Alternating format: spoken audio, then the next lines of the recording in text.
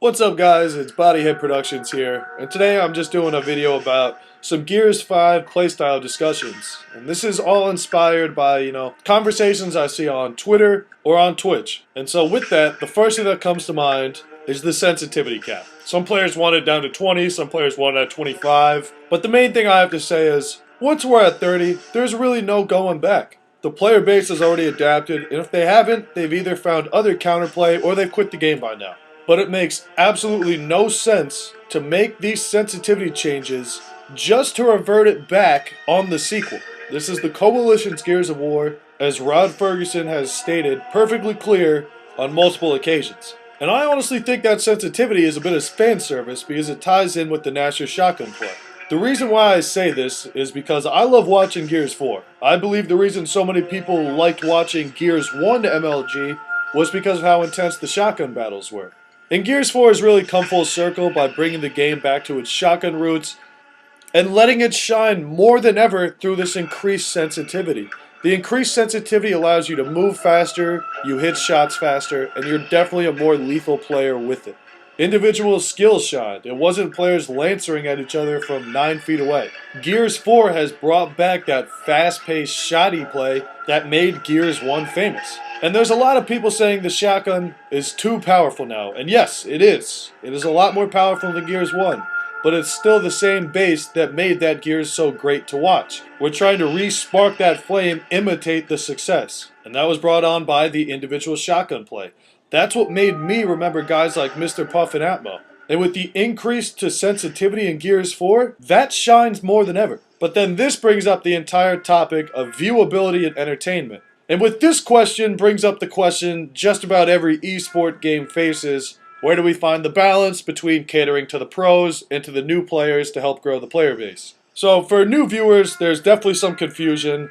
The smoke grenades, the entire screen shaking, and they don't understand all the mechanics of cover and the way it's manipulated. But this is the same way with every game. There's always going to be, you have to learn the game first. To someone like myself and people that love the game, it's beautiful. It's like boxing in a way.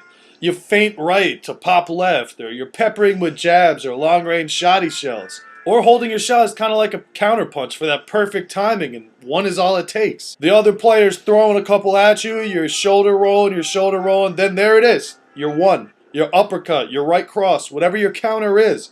And you chunk them, you put them out. Anyone that has even slightly delved into Gears online play realizes the level of skill that this game is being played at with all these cover manipulations. This raises the question, where is that happy medium? And I personally don't have the answer to that. No one man or woman has the answer to that, because one person can't answer that. It takes a group of people that represent the community in ways that are different and yet the same. I believe the Coalition already has this going on. And I think the first step to that was looking at the game types.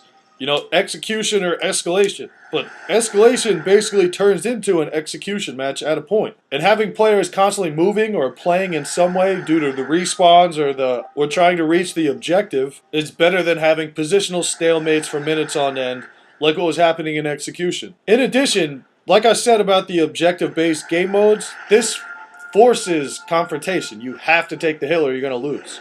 And this really brings me to a topic that I don't even know how I feel about. I've seen people talking about how the Lancer needs a tune-up or the Gnasher is too strong. Yes, we get that.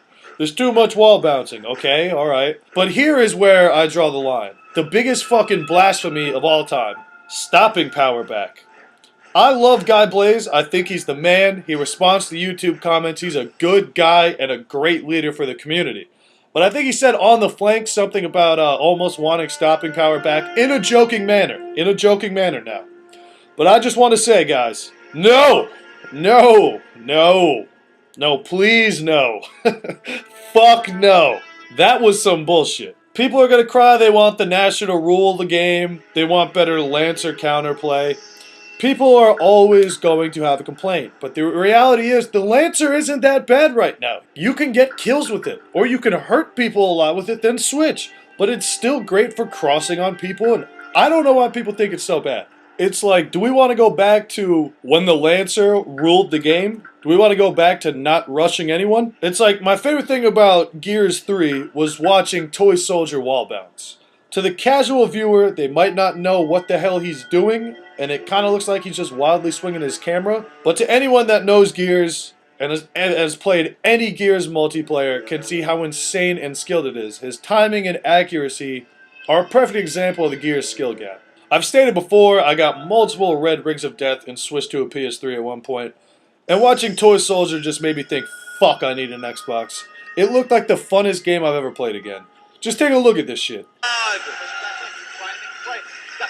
Incredible Eagle to the platform too.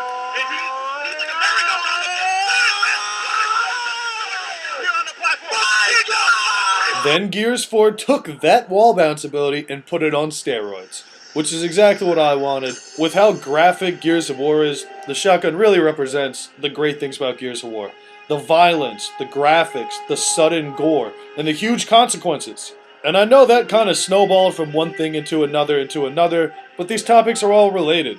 Alright everyone, the main point of this video was just conversation, civilized discussion about what the players want and how to most effectively grow the player base as well. I really can't stress enough, what's good for Gears is good for the players, and I want to see Gears as the phenomena it was back in 2006 and 2008. The Gnasher shotgun, not the Lancer, was the premier weapon of this game. This will put the game on top, and as time went on and the weapon wasn't as prominent and Lancer play took over, even in those times the most exciting play was shotty clips from guys like Toy. Gears 4 did the right thing making the Gnasher the premier weapon again. And they did even better by increasing the sensitivity to let the Gnasher shine even more than ever before. Imitate Gears' original success. I am not a pro player, just a lifelong fan who wants what's best for the game I fucking love playing. So let me know where I messed up and your opinion on these topics. Like I said, it's all about Gears discussion. On that note, I'm Bodyhead Productions, and I'm out of here. I'll catch you guys on the next one.